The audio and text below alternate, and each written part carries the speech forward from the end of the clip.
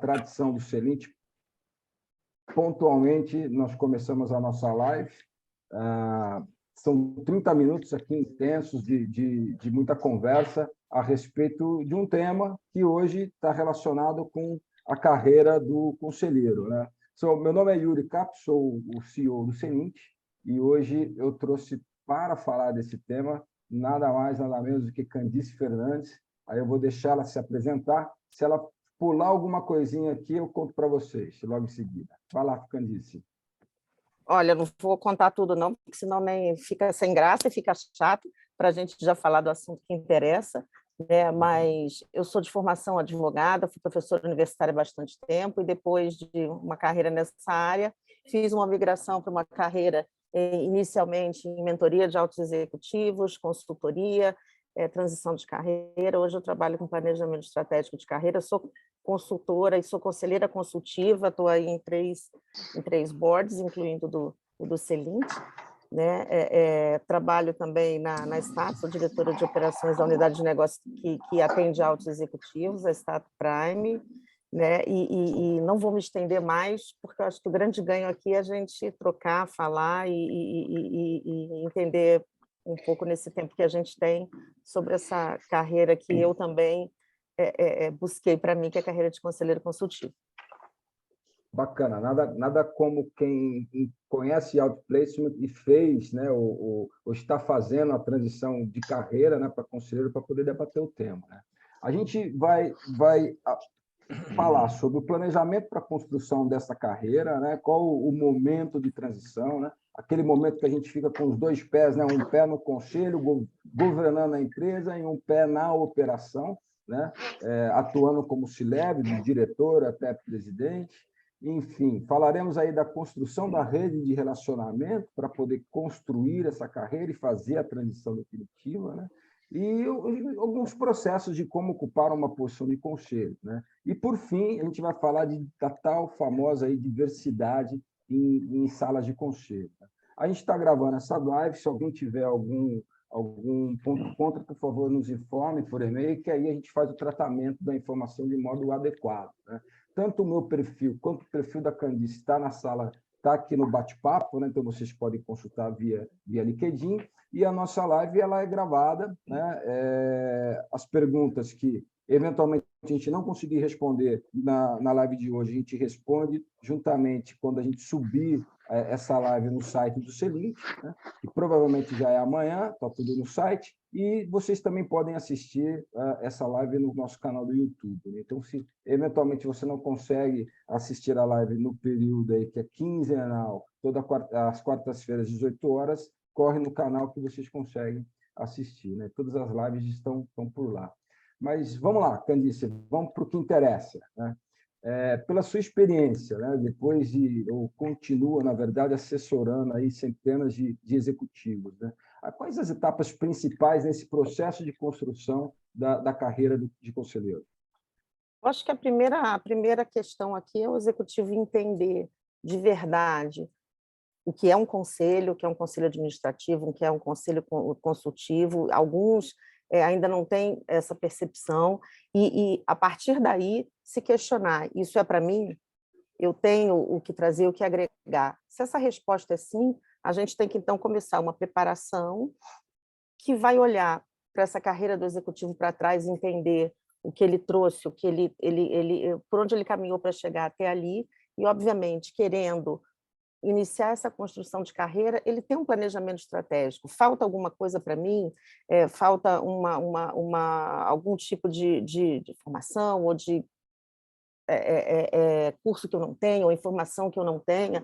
Porque, de novo, quando a gente pensa em conselho, talvez a coisa mais importante seja entender essa troca de chapéus, né? Eu não posso, no conselho, me portar como um executivo, né, que está na operação. Eu preciso estar olhando para a longevidade, eu preciso estar olhando para a perenidade, preciso ter um pensamento estratégico olhando para longo prazo, e isso é difícil.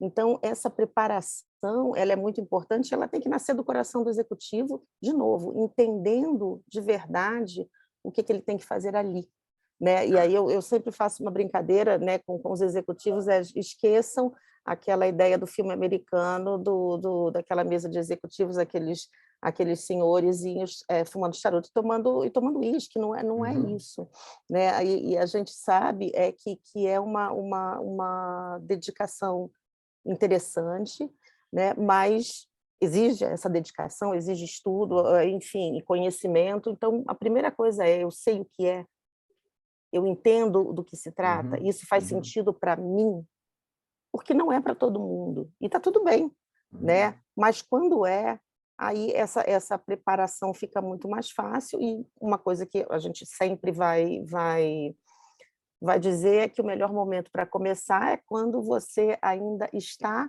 numa cadeira executiva, onde você tem networking, contatos e, eventualmente, começa a ter esse tasting, você já está reportando para um conselho, enfim, e começar com aqueles conselhos menores, ou pro bono, ou mentoria para startup, enfim, tem uma série de modos operantes aqui para a gente fazer esse tratamento, que, de novo, depende do perfil do executivo e daquele momento.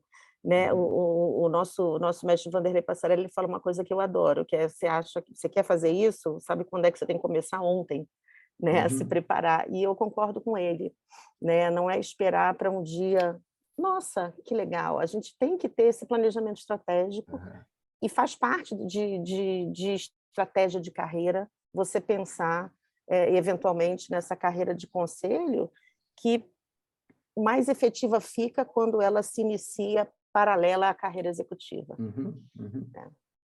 Eu percebo, assim, conversando com muitos executivos, que a carreira paralela, né, ou até o pós-carreira, né, já está atuando como conselheiro, já está bastante presente, né, na cabeça dos executivos, e cada vez mais cedo, né? Cada vez assim na faixa dos 45, na faixa dos 50, essas pessoas já estão pensando, né? Ainda mais uma questão que as startups estão aí, né? E as startups, ela, na sua gênese, né, ela começa como uma mentoria, né, e depois ela caminha para um conselho pequeno, e depois, quando ela está próxima assim, de uma abertura de capital, ela já tem um conselho bastante estruturado, que, no final das contas, vira um conselho de administração. Mas, Candice, você trouxe um ponto, né? A gente tem que conversar, né? E para começar a fazer o desenvolvimento dessa carreira, né? E aí você falou da questão da network, né? E eu entendo que esse conversar é conversar com outros conselheiros, né? Isso é conversar com profissionais de recursos humanos. É conversar com quem mais, Candice, para poder fazer esse caminho? Eu acho que primeiro é conversar com quem já é conselheiro, para entender, de novo, que tipo de demandas, que tipo de posicionamento. Eu gosto muito de estudar, então, para mim, sempre é muito importante fazer a conexão. O que é conselho? A gente está falando de governança, governo, quer dizer, fazer toda essa trilha de conexões e, muitas vezes, entender se faz sentido. Tá? A gente está falando, você falou de startup, a gente falou hoje cada vez mais cedo, lá na frente a gente pode tratar o tema da diversidade, mas todo profissional que tem uma trajetória executiva importante, ele com certeza tem condição de aportar estrategicamente num conselho, e aportar com o networking dele, porque o networking aqui tem dois lados, né? A gente vai falar de networking no como chegar ao conselho, mas não tenham dúvida de que, quando você está no conselho, uma das coisas que aquela empresa busca no conselheiro é o networking. Né?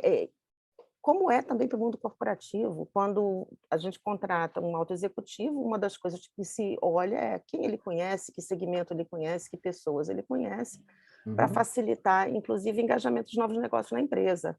Isso muitas vezes não é dito, fica ali subtendido, e por isso a gente fala tanto de exposição, de ver e ser visto, né? Mas dentro dessa decisão de se tornar conselheiro, quem eu conheço, quem faz parte do meu networking, né? Quem são os conselheiros que eu admiro, ou que já fizeram essa transição? O primeiro passo sempre é esse, né? E até porque os conselheiros as posições vão se mover muito por ali, também.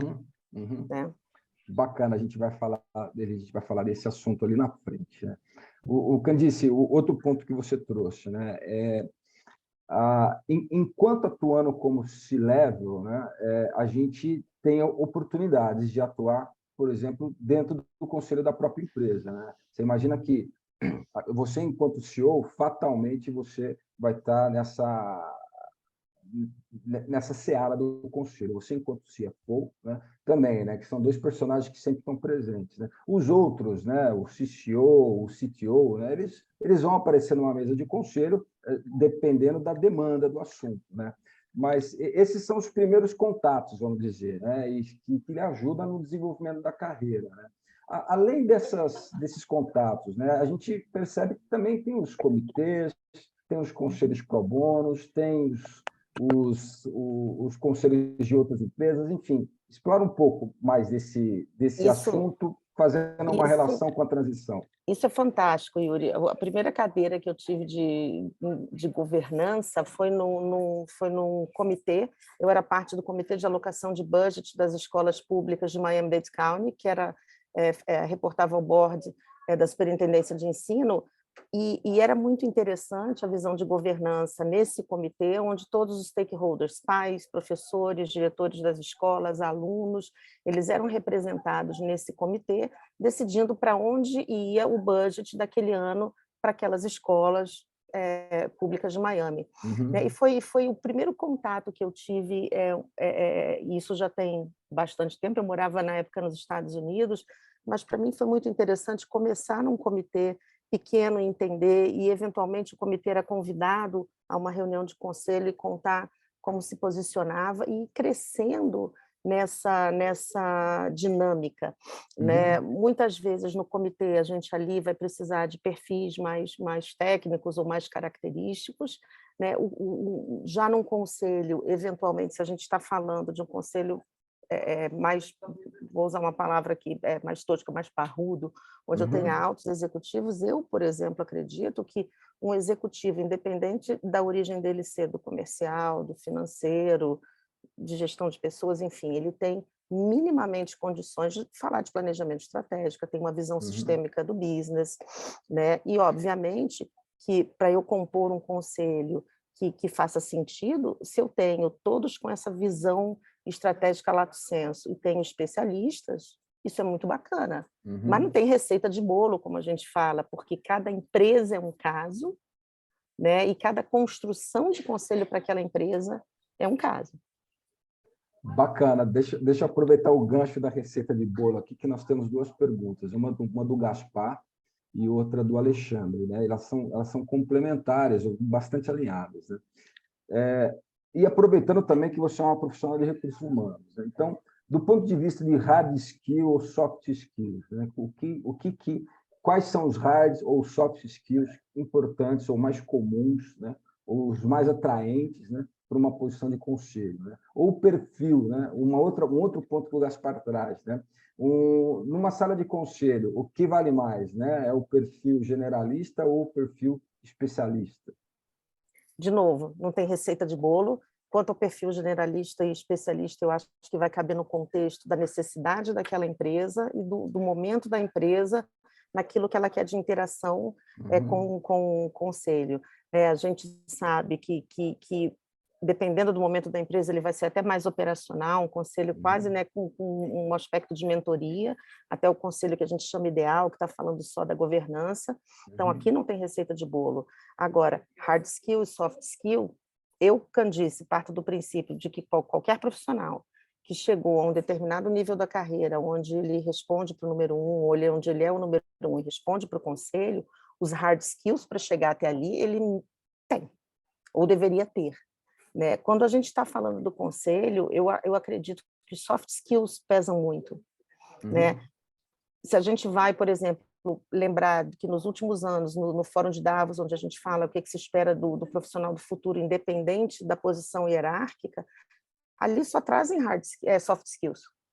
Né? O único hard skill que fala é você entender um pouco o que é transformação digital, vamos dizer assim, mas gestão de crise, mediação, escutativa, inteligência emocional, E principalmente aquela capacidade da gente não necessariamente concordar com tudo que está sendo dito, mas conseguir chegar a um acordo, né? O conselho está ali, não é para que todo mundo pense igual, mas é que nas diferenças a gente encontre soluções para a empresa, para a longevidade, para a perenidade da empresa.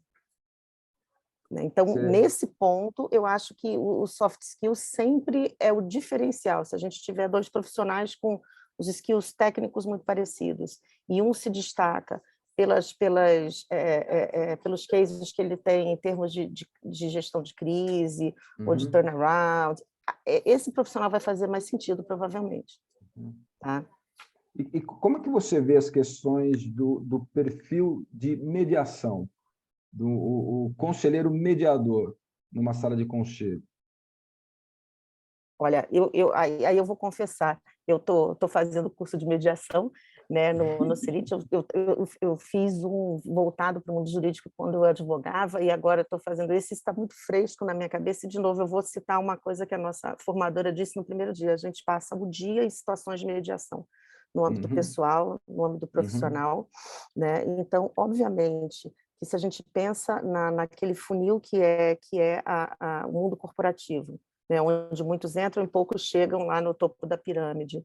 Não tenho dúvida de que aqueles que têm uma capacidade de mediação, porque ela é base para a gestão de crise, ela é base para um bom líder desenvolver melhor a sua equipe, isso vai levá-lo, obviamente, a ter esse skill como uma vantagem no conselho.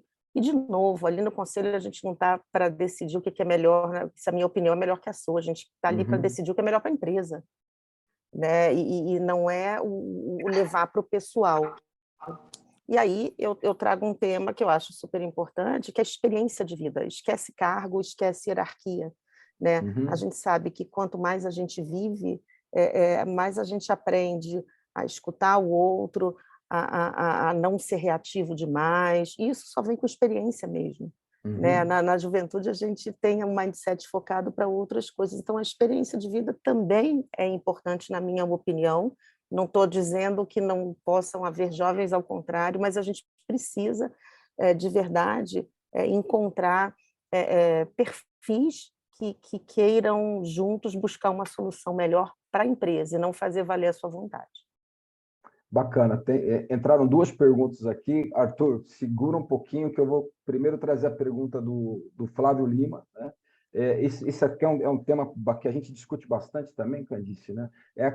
Ele traz a questão da profissionalização do conselho, né? Isso aqui eu entendo que está relacionado com é necessário ou não ter formação para atuar em conselho, né? E ele traz aquele ponto também, né? As posições de conselho ainda estão muito relacionadas com indicação ou rede de relacionamento, né? Ou elas estão mais profissionalizadas, né? Através de headhunters e coisas do gênero, ou profissionais do gênero, desculpa.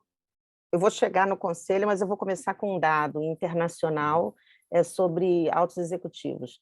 Né? Se a gente falar de Europa e Estados Unidos, de 80% a 90% das posições para altos executivos, elas vão ser preenchidas via networking. Se o teu networking é um executivo, é um headhunter, a gente leva em consideração. No Brasil, para esse tipo de posição, a gente está falando de 70% a 80%. No conselho, isso é ainda mais tangível de se ver. A gente ainda tem a grande maioria das posições de conselho na mão dos conselheiros, que vão se indicando, né? E que, enfim, é natural do ser humano a gente indicar alguém que a gente conhece, que a gente confia. Exatamente. Agora, existem sim profissionais headhunters e que estão se especializando nisso, e empresas que estão se especializando nos perfis de conselheiro. Não é a grande maioria, mas é um mercado que está crescendo. Né? Aí eu falo da profissionalização. Né? Não a gente sabe que nem para o conselho de administração é necessária a formação, né? Então, eu olhando pelo lado de gestão de pessoas, eu acho que a formação ela é importante, porque ela me coloca num racional do que efetivamente eu tenho que ter para contribuir como conselheiro. Então, eu reputo importante, necessária não é. E acho, sim, que a profissionalização deveria caminhar para uma existência, até para a gente poder distinguir, começar a separar, não existe bom conselheiro e mau conselheiro, mas perfis mais adequados ou não, para que sim o conselho seja efetivo para a empresa. Né? Ontem a gente estava até numa discussão num grupo de conselheiros, de amigos, e a pergunta era essa: será que todo conselho é efetivo? Né? E na nossa discussão a gente chegou à conclusão de que quando os conselheiros são preparados, inclusive em termos de conteúdo sobre governança, sobre estratégia, esse conselho acaba sendo mais efetivo por uma questão de metodologia. Né? E a gente não pode negar que a metodologia ela facilita entregas em todos os níveis, né? E, obviamente, ao nível do conselho, onde a gente precisa pensar estrategicamente todo o tempo. Né? Eu queria estar nessa conversa, porque eu ia colocar 2 pitacos nessa conversa. Um é a figura do chairman, né? Uma figura importantíssima no conselho, e a outra figura é a figura da avaliação anual dos conselheiros também. Né? E, enfim, eu vou botar uma terceira figura aqui, inclusive essa nós já discutimos no conselho que a gente trabalha junto, né, Candice, que é quais são os entregáveis do conselho, né, para saber realmente se aquele conselho ele tem alguma eficácia, alguma eficiência. Né? Mas, enfim, o Arthur ele trouxe um ponto que está aqui na nossa pauta. Né? Ele fala o seguinte, né, que de uma experiência que ele teve recentemente no IBGC, né, ele ouviu uma pessoa que tem muita entrada, muita experiência em conselhos de família, né? E a conversa ali estava muito relacionada que o Conselho do Futuro é um conselho entre pessoas que têm 40, 45 anos e que têm um perfil de inovação e tecnologia. Né? Eu vou dar meu pitaco aqui. Né? Assim, eu tenho uma visão, né? Que tem algumas características no conselho, que sempre tem ali uma pessoa que tem um skill financeiro, uma pessoa que tem um skill de legal, né? E um skill de inovação de TI também está ali. Né? Agora, vamos lá, Candice, pega os meus pontos, pega o ponto do Arthur também e desenrola o texto. Então, vamos lá, eu discordo veementemente. Tá? E, de novo, eu não estou dizendo que o jovem não pertence ao conselho, mas eu não acredito num conselho onde todos são iguais.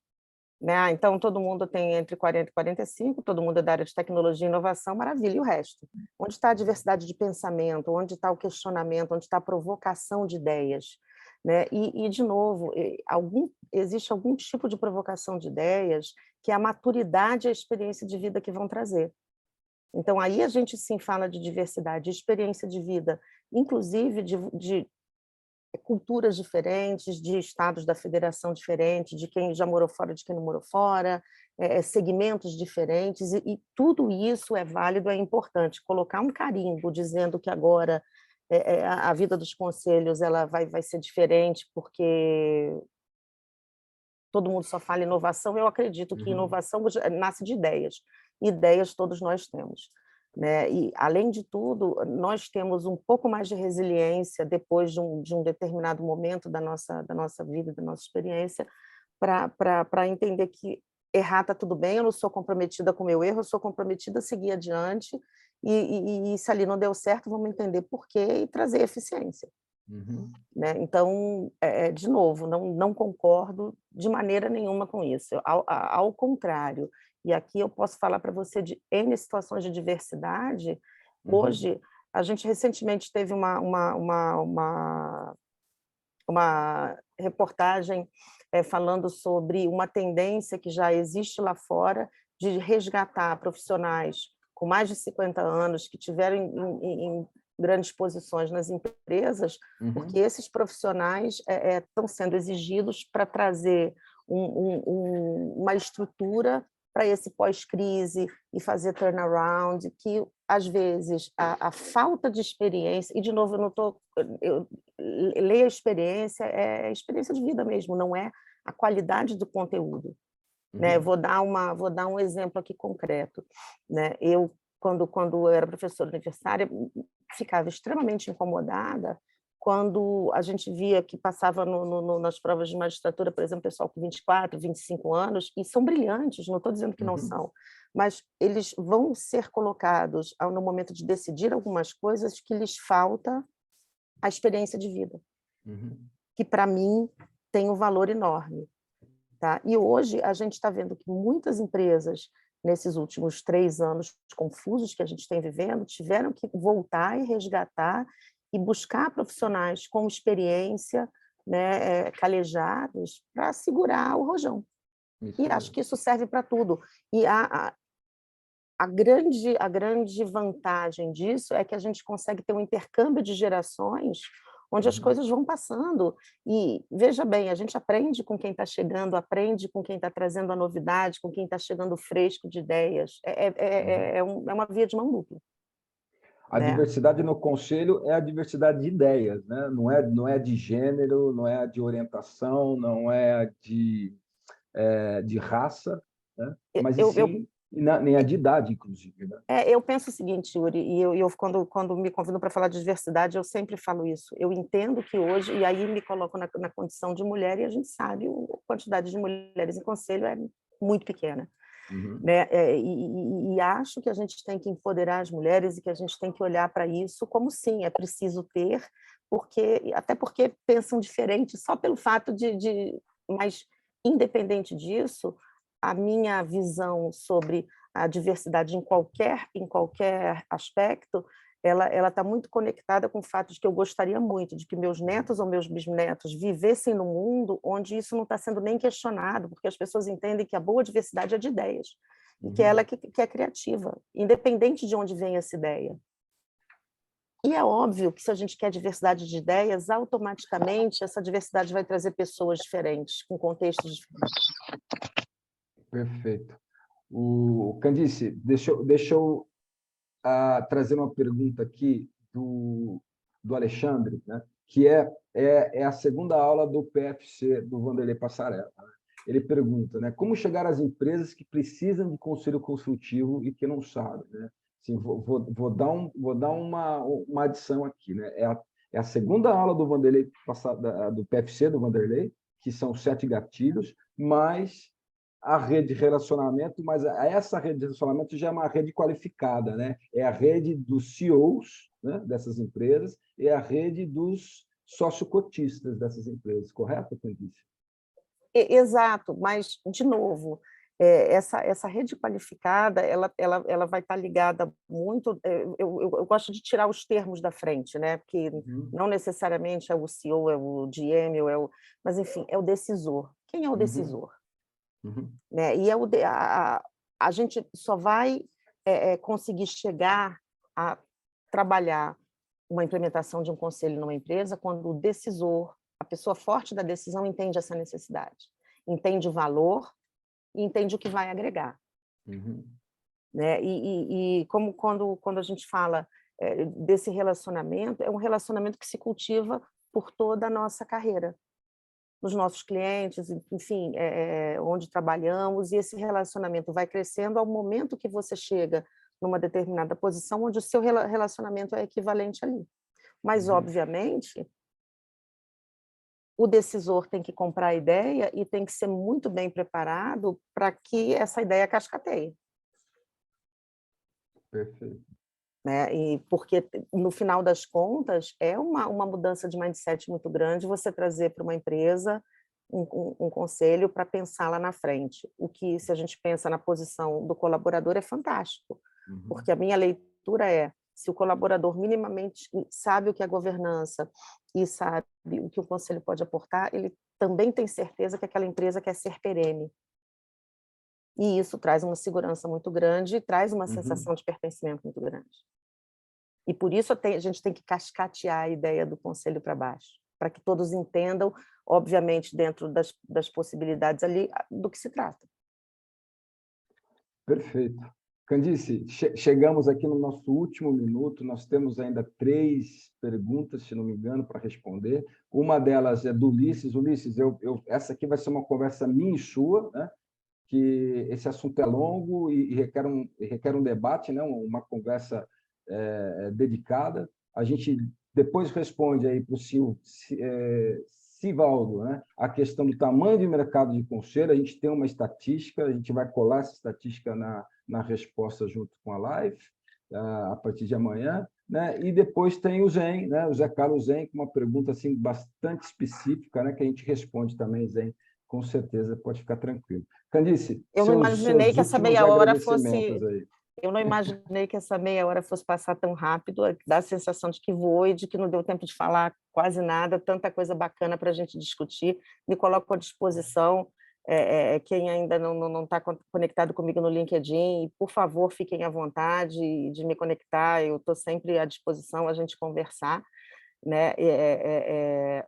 E, de novo, esse assunto é bom demais, então, se a gente não calar a boca em algum momento, isso fica lá para frente, e aí é quando eu vou falar de coração, aproveitem aí a oportunidade do Fórum de Conselheiros em novembro, porque a gente vai estar tratando especificamente desse tema com bastante profundidade, e eu tenho certeza que vai ser bem rico, né? Bacana. A última resposta aqui, o meu LinkedIn, o LinkedIn da Candice, está lá no comecinho da live, né? Mas se não encontrar, por favor, vocês entrem em contato com a gente no seguinte que a gente responde. A Candice já comentou a respeito do fórum, no 5 de novembro, um baita ambiente para poder cultivar network. A gente tem uma formação específica de preparação para que o conselheiro ou o executivo monte uma network relacionada a conselho, que é o PCP, e Perfeito. começa no dia 1º de outubro, né? Além disso, a gente tem um curso de mediação que está em trânsito, né, nesse momento. Inclusive, eu, Candice, nós estamos nesse curso. A gente vai para a 3ª aula amanhã com a Gabriela Asnar, uma excelente professora de mediação, Espetacular. que, inclusive, está migrando para a Europa, se não me engano, Zurique, né, porque vai trabalhar uns 3 anos na Câmara Internacional de Mediação, né? Esse curso a gente não tem uma data prevista, né, mas com certeza terá uma segunda turma aí, provavelmente em janeiro. Gente, brigadíssimo pela presença de vocês. A gente volta com a próxima live no dia 14/9, quer dizer, é muito mais do que 15 dias, porque no dia 31 de agosto a gente tem um evento de Alumni do CELINT em São Paulo, e pelo menos 70 pessoas já confirmaram presença nesse evento. E nós vamos falar do programa Lumini para essa turma. Yuri, obrigada pela oportunidade. De novo, estou sempre à disposição, e aqueles que precisarem, basta me conectar. Perfeito. Obrigado, turma. Até a próxima. Parabéns, Yuri. Parabéns, Candice. Excelente. Obrigado, Gaspar. Muito bom, obrigado. Obrigado, Marcos. Tá.